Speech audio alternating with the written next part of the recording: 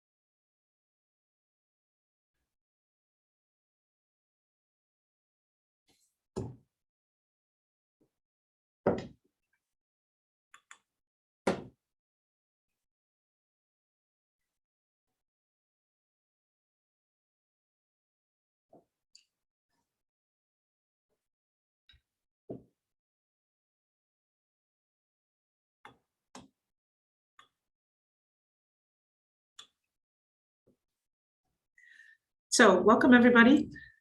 Let's honor the people who were on time, and thank you so much for joining us for this webinar, IPMA webinar on the Project Excellence model, as well as the Project Excellence Awards process 2023.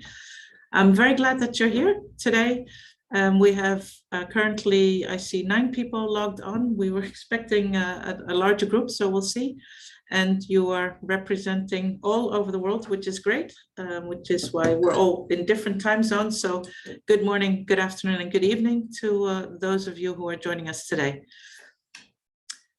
This first slide shows the celebration of the Project Excellence Awards in 2022. This is where we have the winners on stage for the Project Excellence and the individual awards winners. This was in Amersfoort in the Netherlands. And as you can see, it was a great celebration of outstanding projects and project managers. And hopefully you'll be participating in one of these events yourself. My name is Lian, Staal-Ong. There's actually a spelling mistake. It's S-T-A-A-L. Sorry about that.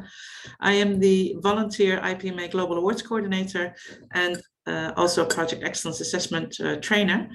I was also very fortunate to be part of the editorial team that designed the Project Excellence Baseline that was published in 2018. In my work life, I'm a consultant and trainer at a Dutch consultancy firm and work mostly in large infrastructure projects, construction, and I am NetLib's program director, involved in sharing knowledge and best practices in the delivery of large infrastructure projects in Europe. The IPMA legacy. IPMA was actually the first association focusing on project management in the world. I'm not sure if you're aware of this, but the IPMA was founded in 1965.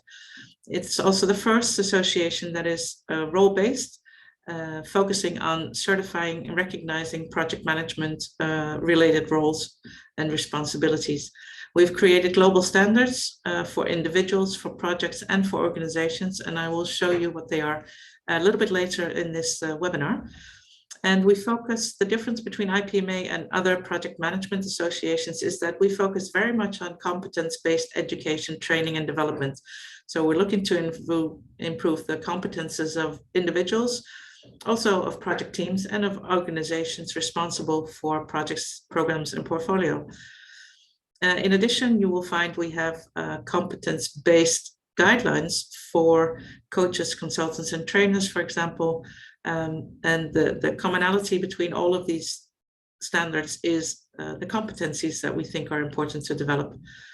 We like to celebrate outstanding achievements and recognize outstanding project managers and projects, as well as research. And we do that through the Global Awards program, which takes place on a yearly basis. In addition to that, IPMA has many global events taking place, and I suggest that you look at the website for more information if you like. And IPMA is represented by member associations in 71 countries globally. Now, I've started talking quickly, and I hope I'm not talking too quickly. I would like to suggest that if you have any questions, please use the chat function at the top of your page to ask any questions. As we're a large group, we have muted all of you, but please, let's try to create some interactivity, and feel free to ask me questions and I will respond to them throughout the webinar.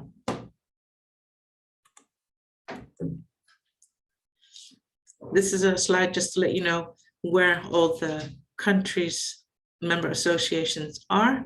As you can see, we have some areas that are not covered yet in dots, and that is what the executive board is working on, finding more member associations who would be interested in joining.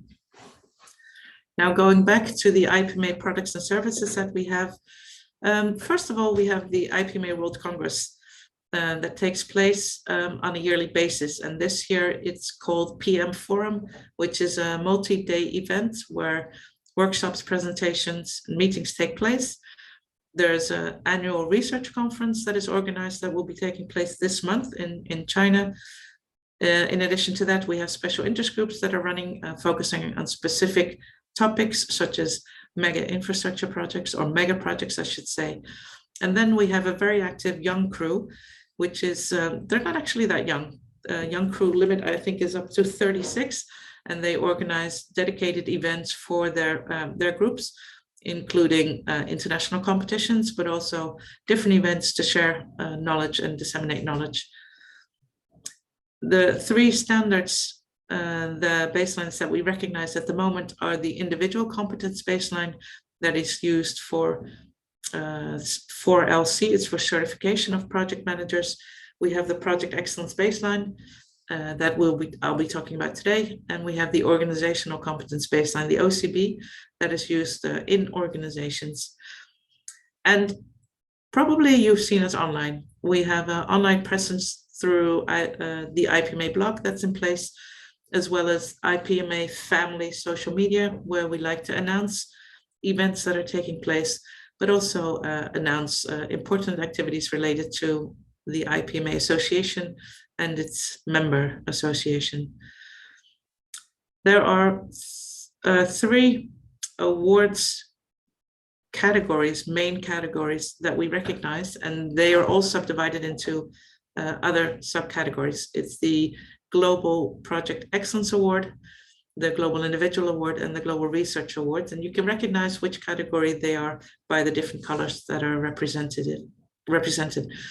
In addition, some other products that IPMA is sponsoring, supporting, is the IPMA Coaching for Development, which focuses on social projects, and it's a non-remunerated activity of IPMA members wanting to help project managers, project teams that could use a little coaching or support.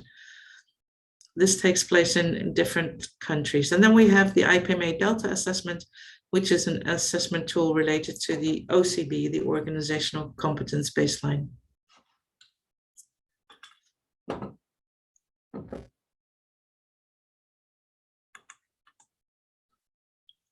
Moving on to the awards, as you can see, we like to reference the global baselines when we are discussing or when we are assessing or judging different awards categories. In the Project Excellence Award, we recognize three main categories. It's the mega-sized projects, large-sized projects, and small and medium-sized projects category. That's a combined one.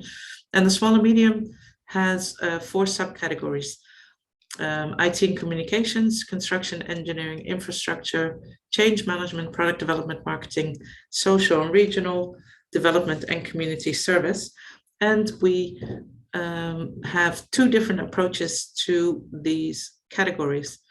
The large and mega-sized is a site visit-based, very extensive assessment and judging process that is involved, that leads to an assessment report that is designed by an international project management assessor team of 5 people.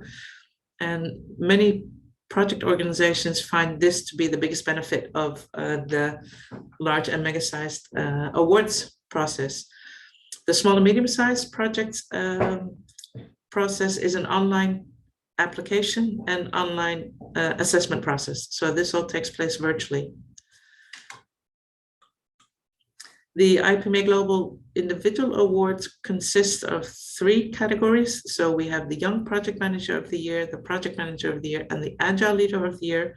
And for these categories, the judges use the Individual Competence Baseline as a reference guide, as well as the ICB4 in an Agile World reference guide, which is it's the ICB specified for project managers that are performing in an agile way.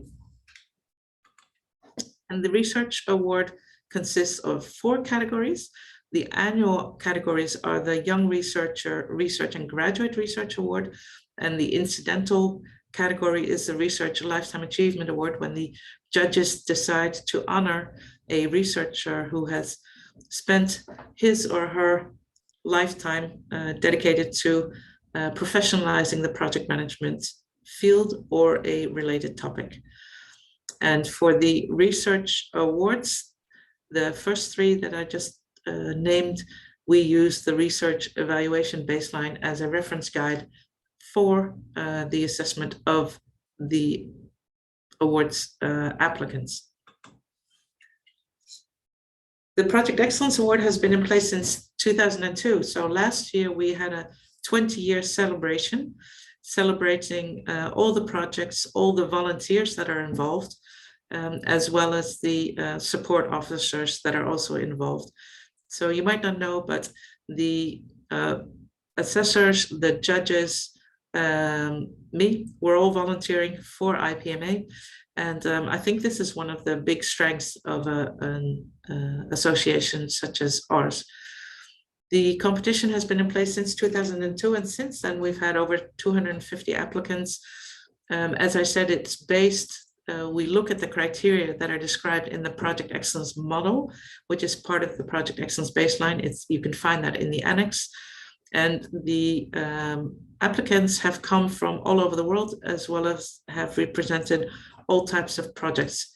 And you can find more information on this on our awards website.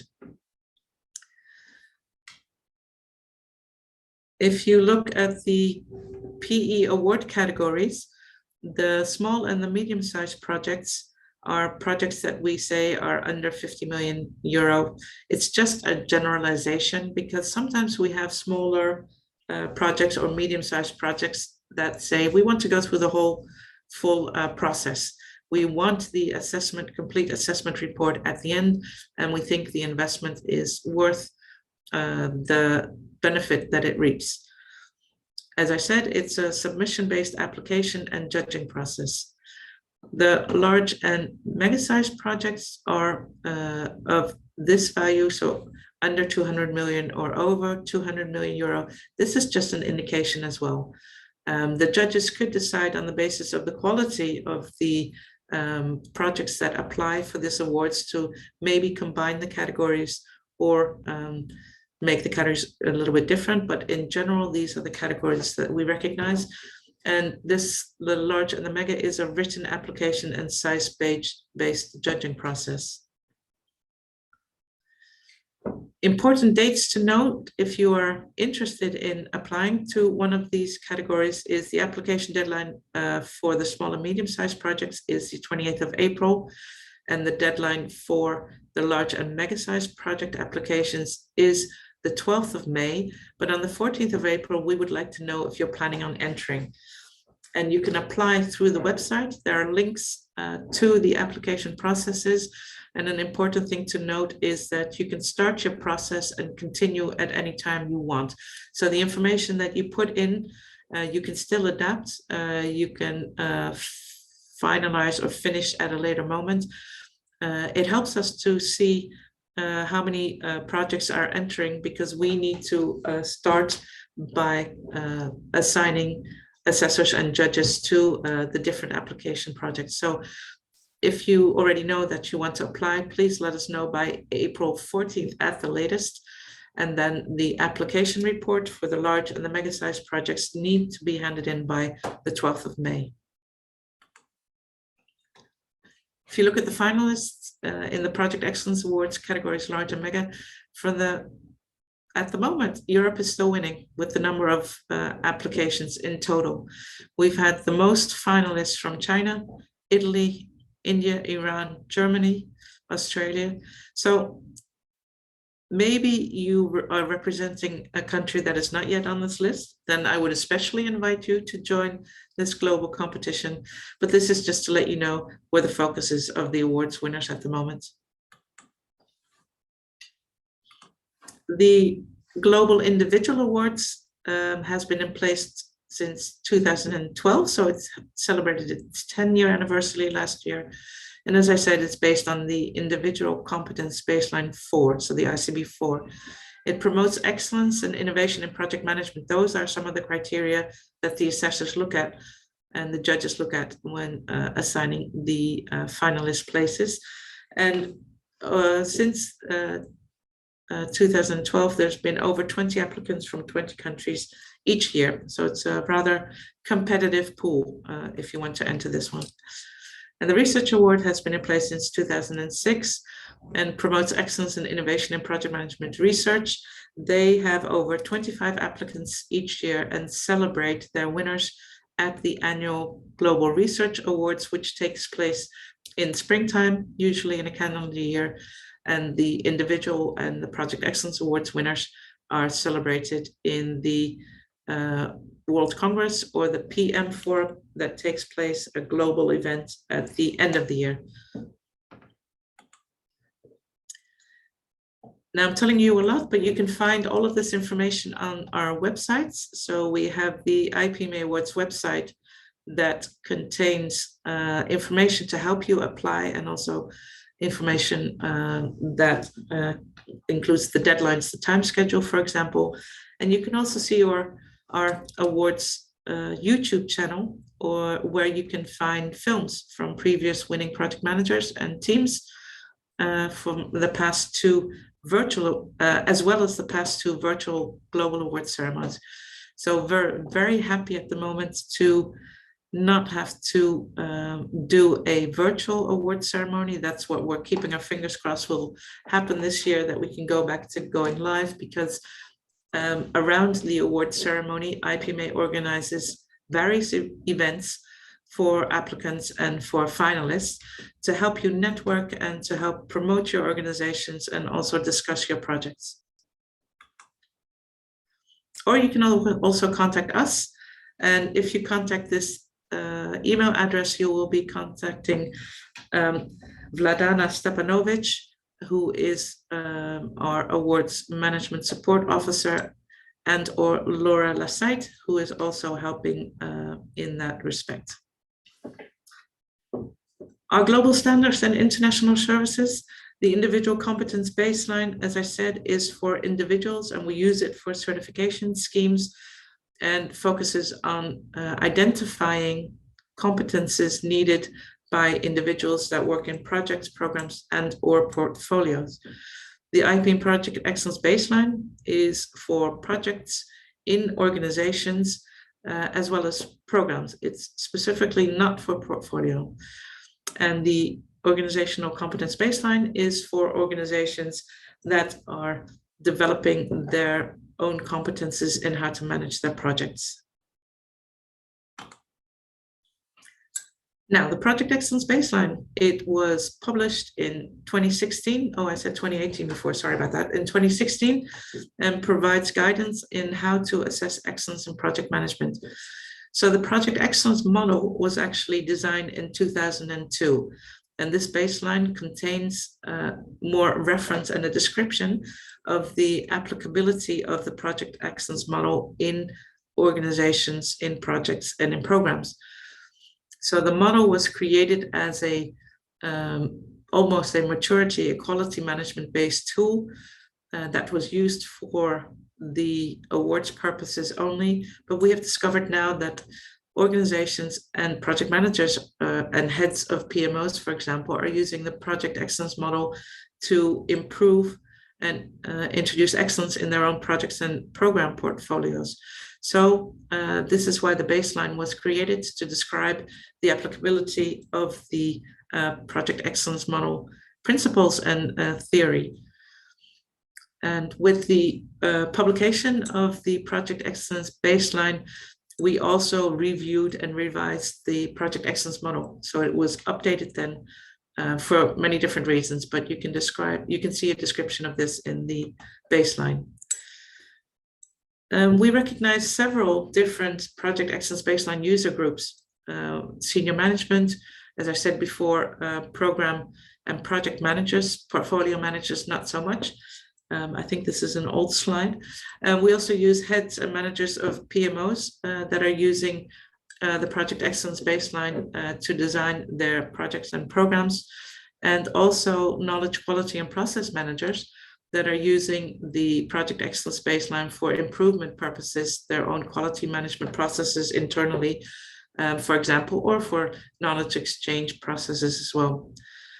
We also found that several global organizations are using the model to benchmark their projects, and/or they have created a separate competition, internal competition, for finding the best managed project, and then they support this project to go to the global awards, which is of course a great incentive for project managers. And currently there's a group of IPMA volunteers working on helping local members associations increase the number of awards programs that are currently in place. Other PEB users are researchers and educators. It's become part of project management classes or modules in different educational environments. Of course, we have the Project Excellence Award trainers, the assessors and applicants. They also use the Project Excellence baseline, as well as the judges, and also the consultants, coaches, and trainers who can use the PEB as a product in their own products and services portfolio. Now, before starting on the model, let me ask you, are there any questions that you would like to address?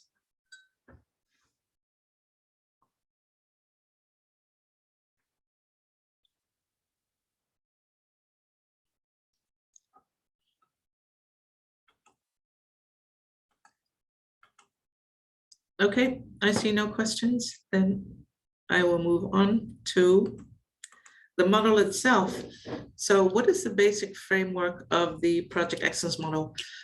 The biggest change that was done versus the old model, and some of you may know the EFQM, the quality management based model, is that you had organizational principles and these would have effect on results areas.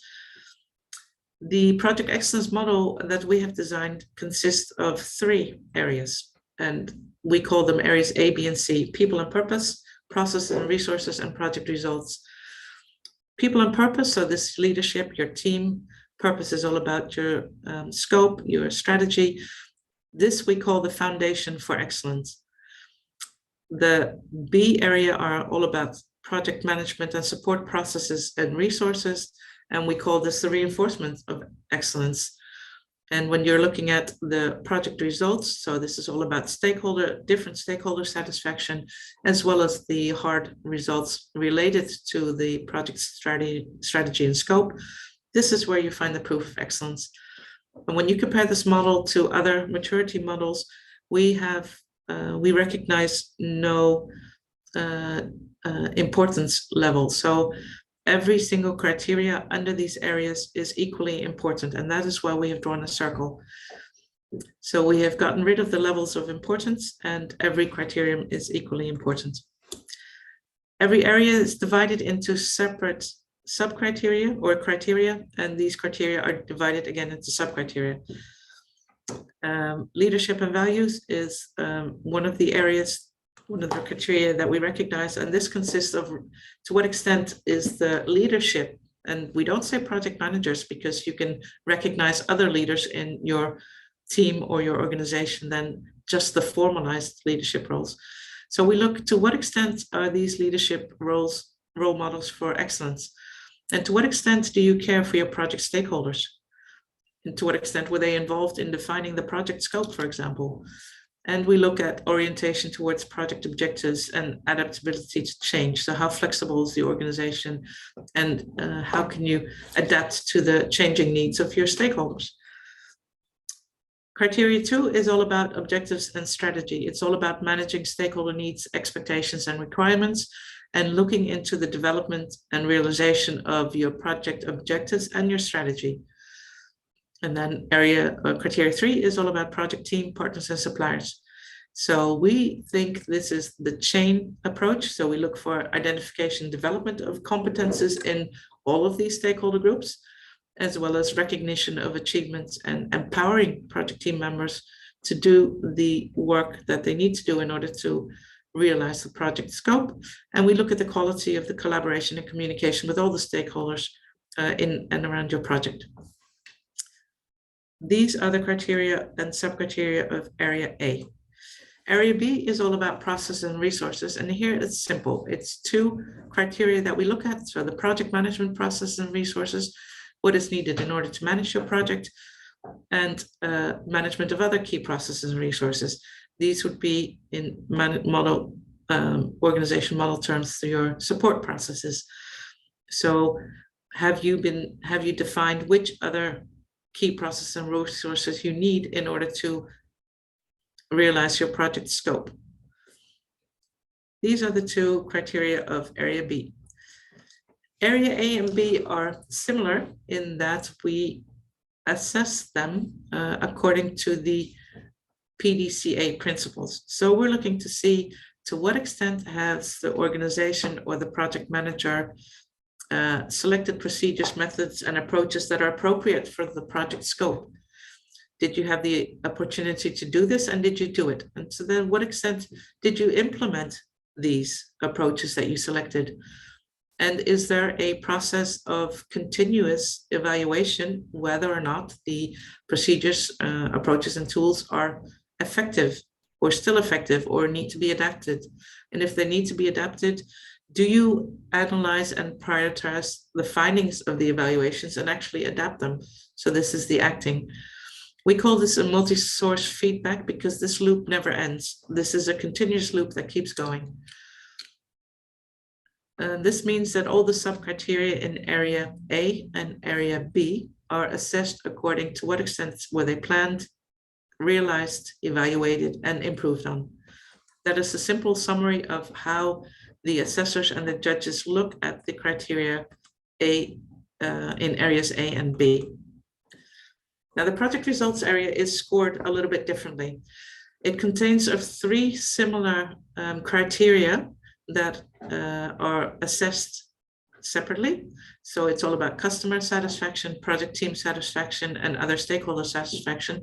We would like to see that there is a regular process in place where the satisfaction levels of these stakeholder groups are discussed, are measured. Something on a regular basis is taking place in order to be sure that you are still aligned with your stakeholder needs. That is the sub-criteria. Sub-criteria B is all about proof of finding indicators of the satisfaction level. So, for example, if you say our customer satisfaction levels has been high throughout the project lifecycle, because see, we measure it and these are the scores and this is what we do with the results, that's great.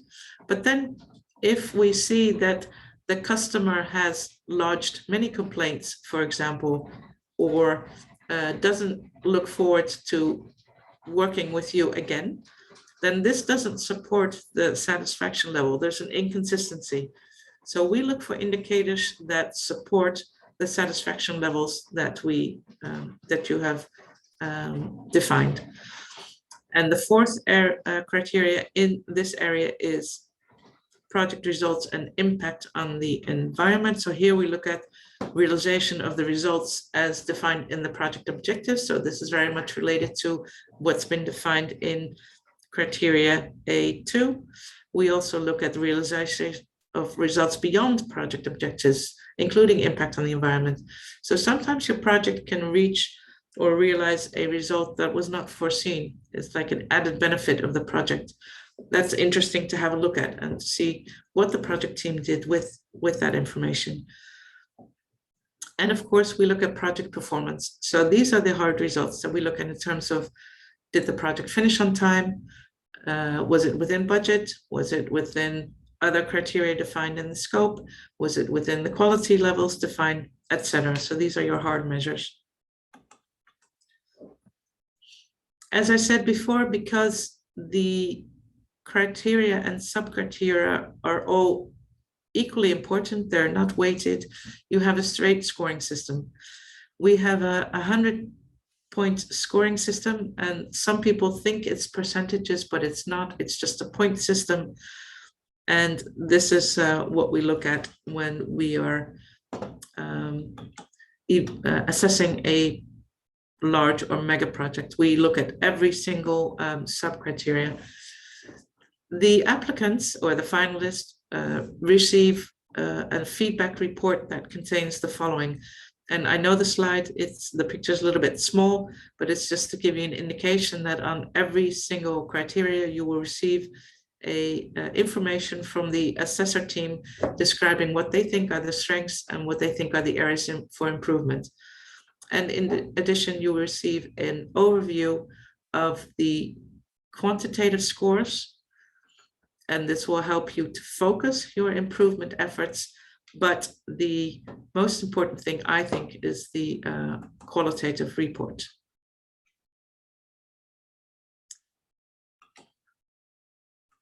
Any questions on this, on the scoring?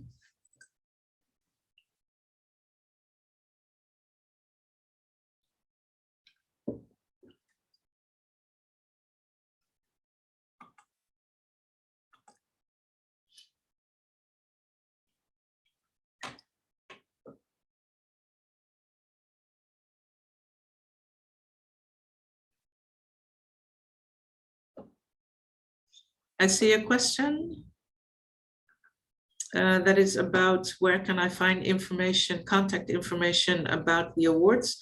I would suggest you go to the website that we showed you before. We will send you this presentation after we take out the spelling mistakes. We'll send you this presentation so you have all the information that you need.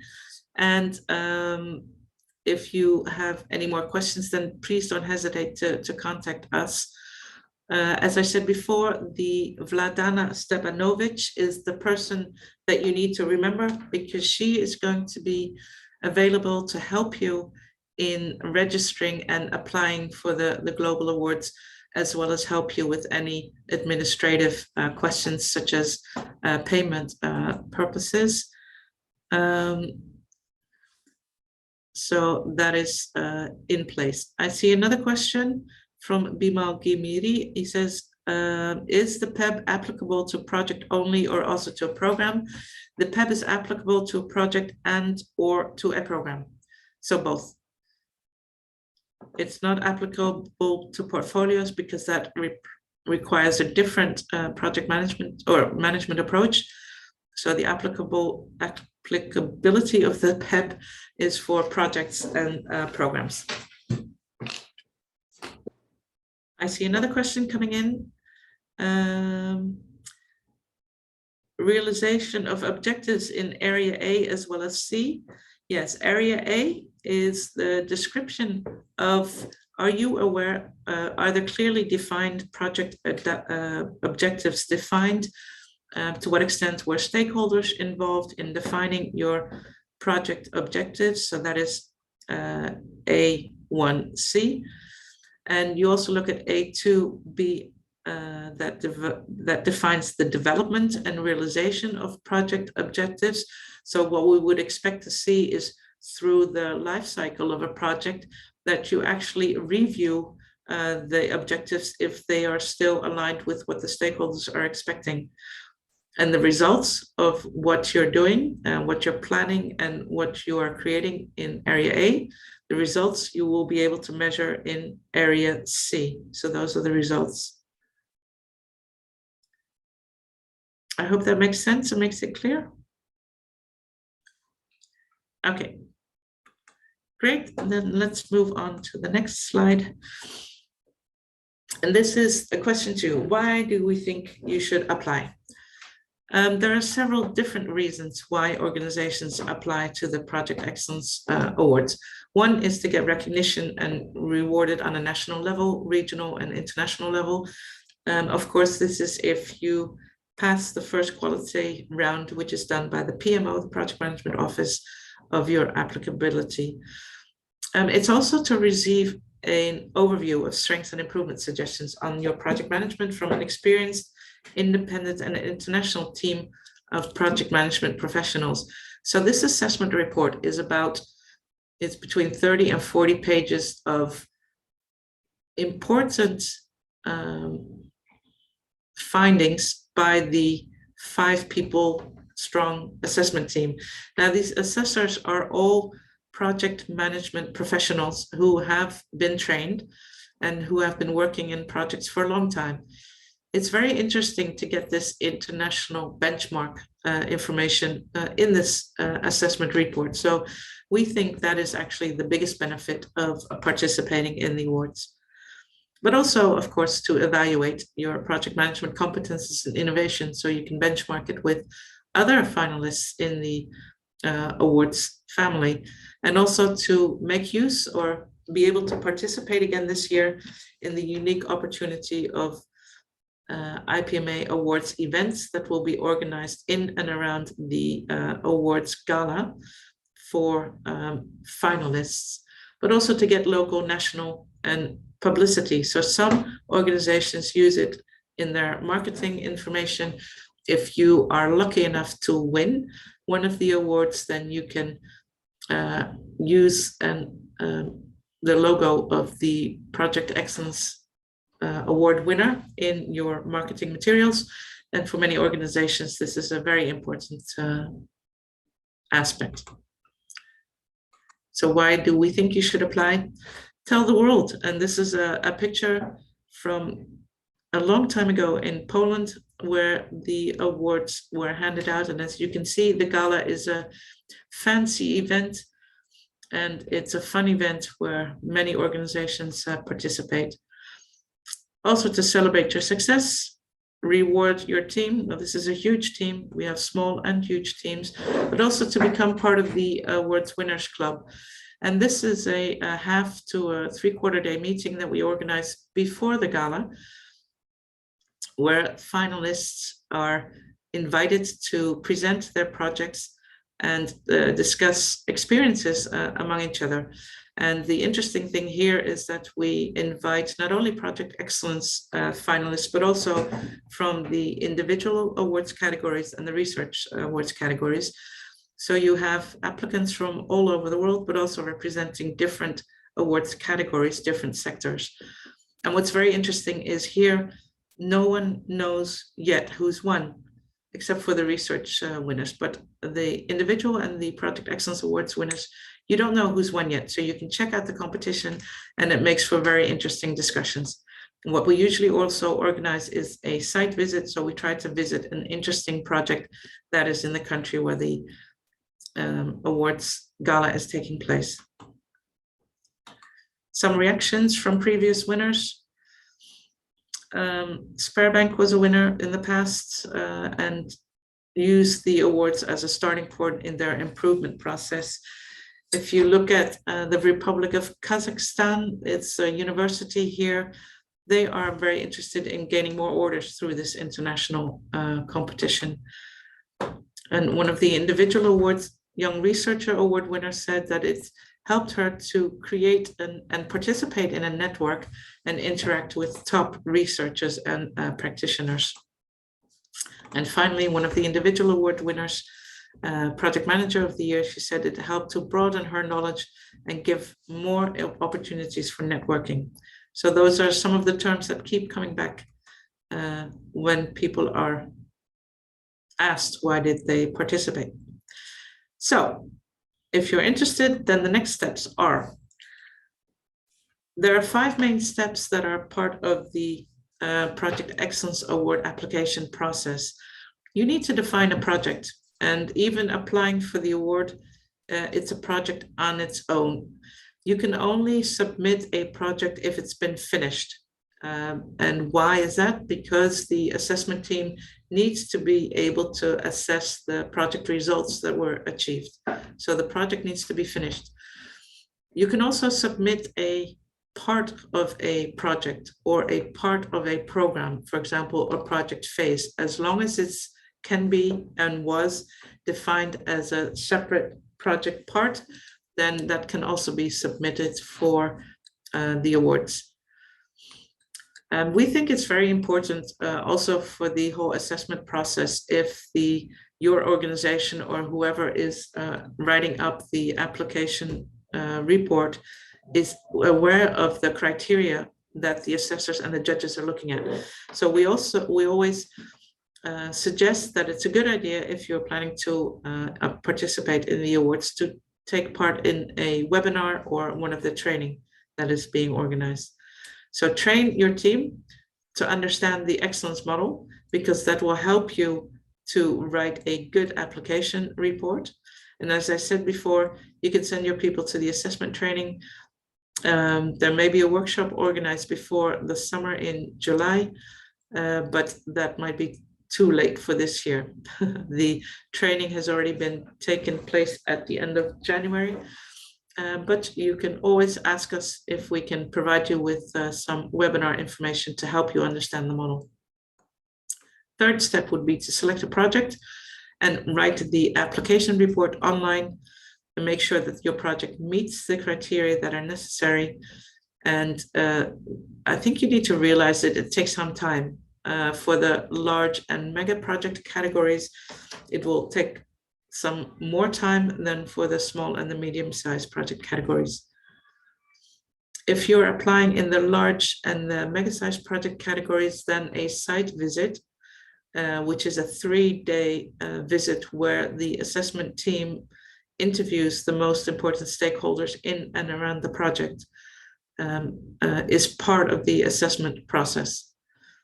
And then, of course, celebrate and improve. So celebrate all your success at the awards gala where the winners are announced, and use the assessment report that you get from the assessment team to help your improvement processes internally. All in IPMA, all the awards applicants receive feedback. The large and the mega-sized project categories get an extensive feedback report. The small and medium awards applicants get a smaller feedback report, and the individual applicants will also receive some information from the judges on how they performed. So we think feedback as part of an excellence principle is an important aspect that we also introduce in our own processes. So how to apply? You submit your application report if you're applying for the large and the mega-sized project categories, and need to fill in or provide 11 different parts. First part is general information about the project. You need to invite some project information about yourself. You need to provide a summary of the project as well as an overview of key project and project phase information. Outline of the project, we ask you to submit information on how you think you performed in the different sub-criteria, and you need to provide information on business value delivery and sustainability. For small and medium awards applications, we ask you to provide information on 3 mandated criteria. This is A2, objectives and strategy, B1, project management process and resources, and C4, project results, as well as information on innovation and risks. For the large and mega-sized project categories, you will need to provide information on every single criteria. For small and medium, step 8 also implies, so step 8 is all about the lessons learned related to the A, B, and C areas. So we would like a description of 3 significant issues or challenges and how they were managed. And we will ask you also for some marketing submission and application statement information. If you look at the tab Outstanding Achievement and/or Innovation in Project Management Practice, you need to provide evidence supporting the 3 mandated criteria, and the application website provides you all these instructions automatically. So if you are applying for different awards categories, you will see little colored corners where the text of all the information that is requested will be provided to you. If you see the tab Challenges and Lessons Learned related to areas A, B, and C, we are looking for evidence that support your description of the challenges and lessons learned. And we would like to see at least one piece of evidence for each criterion that is no longer than 1A4. And if it's in a language that is difficult for me, no, for us, we need, or for the judges, we would like a translation. So the judging, as you see, IPMA, the common language is English. And if your support, for example, a letter of appreciation or something like that, is in a different language, it would be great if you could translate it to English. This is what the awards website looks like. So if you type in awards.ipma.world, this is what you will see. The small and medium-sized project applications are in the middle, and will ask you for the following information. The bottom shows in which step you are of the application process, and you will get a whole description of what you need to do. So the step description, as well as any important downloads that you would need to reference. So that's on the right, that's here.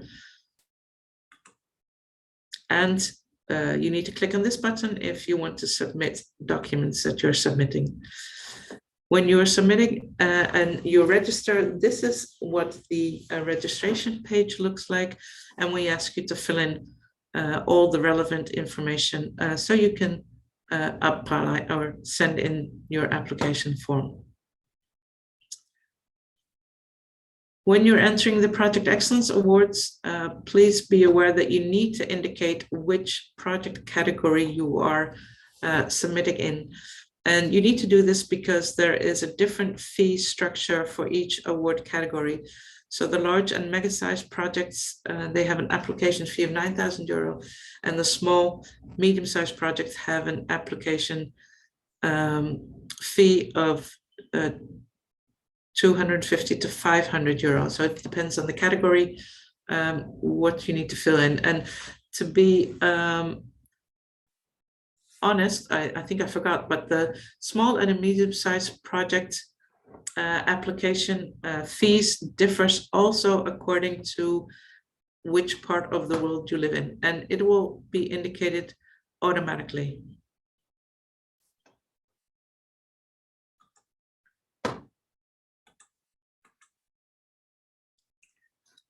When you start your entry and you get to summary of the project, this is what you will see.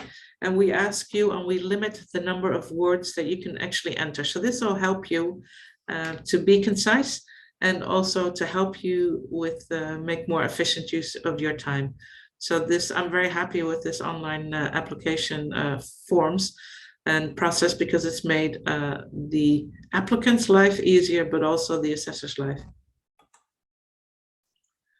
If you're looking at, we get to business value, delivery, and sustainability, which you need to fill in, then you have 1,000 words that you can provide. And on the right-hand side of the page, you see a description of what this information that we're looking for is. Oh, sorry. Then if you go to key project and project phase information, then we would like you to perhaps provide an organizational structure. All you need to do is drag your file or select a file and place it in the box here on top, or provide a description. Usually an organizational chart is good enough. In terms of outstanding achievement and or innovation, this is the information that has already been provided. it's the same. Challenges and lessons learned to areas of AP, A, B, and C. It's also the same. We discussed this before. This is especially for small, medium-sized projects. Confirmation, submission confirmation, we need to fill in as well as the applicant statement. Now, if you look at the most important dates to remember for the large and mega-sized project applications, these are the most important ones. So the 14th of April, submit your application form, and on the 12th of May, submit your application report. Also important is to note the dates of the site visit. This will take place in the week of June 26th to 29th.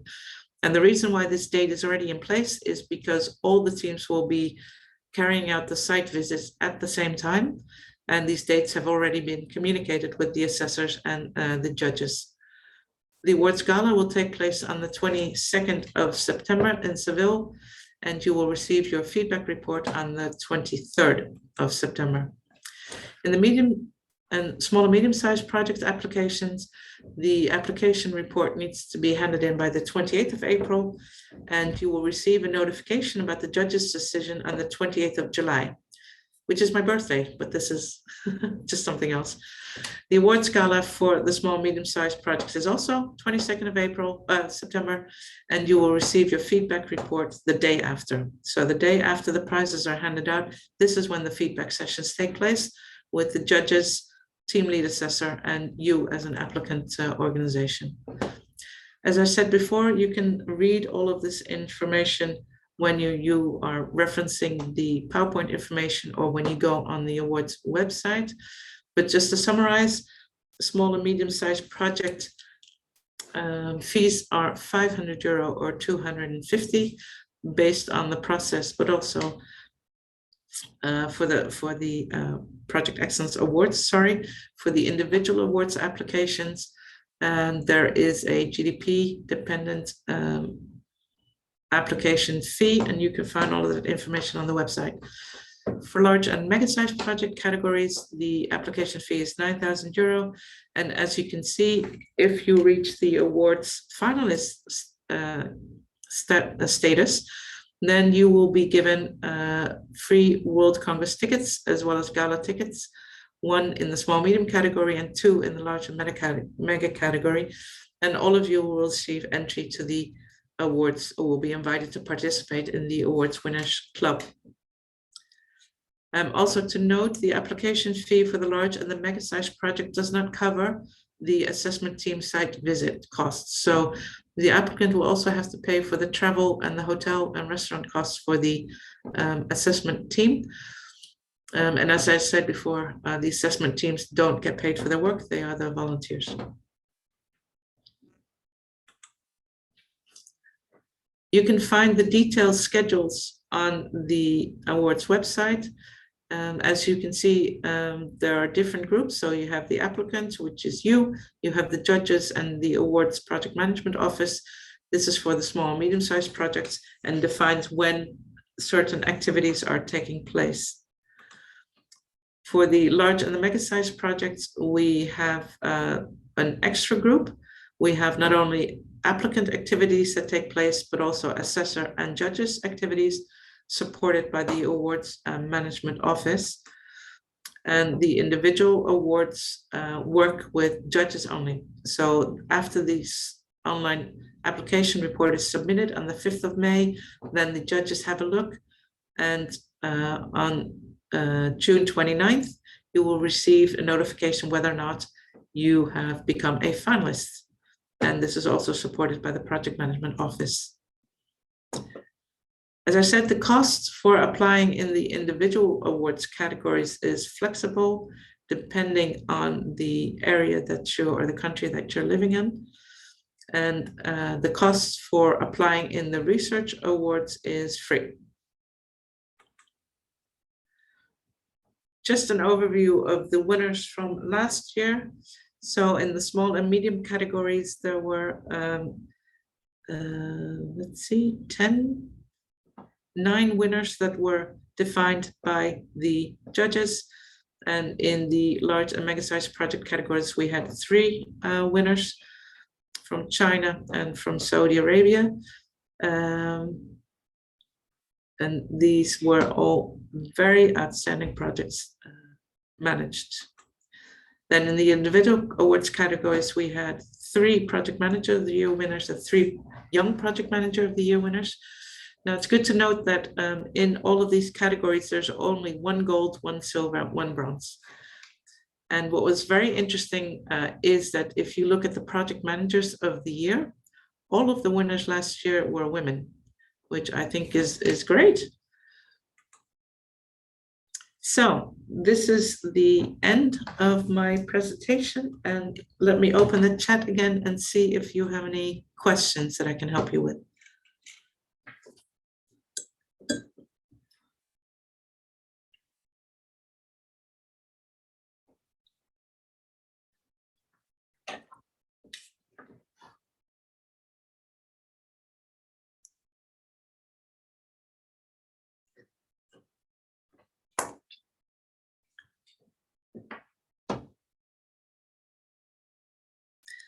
So one of the questions is, can you save the application as it progresses?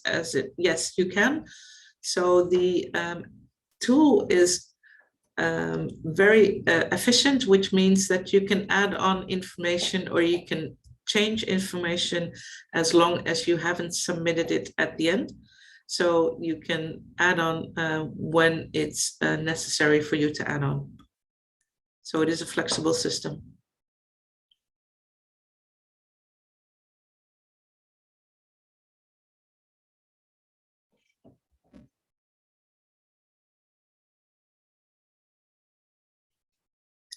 Any other questions?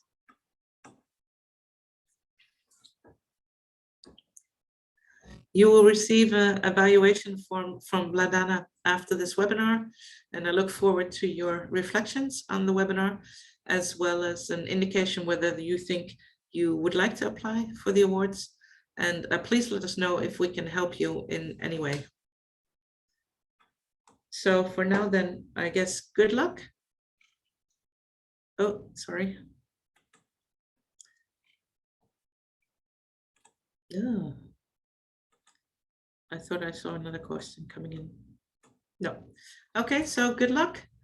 And I hope to see you at the Winners Club at the end of the year in Seville. Thank you so much. Bye.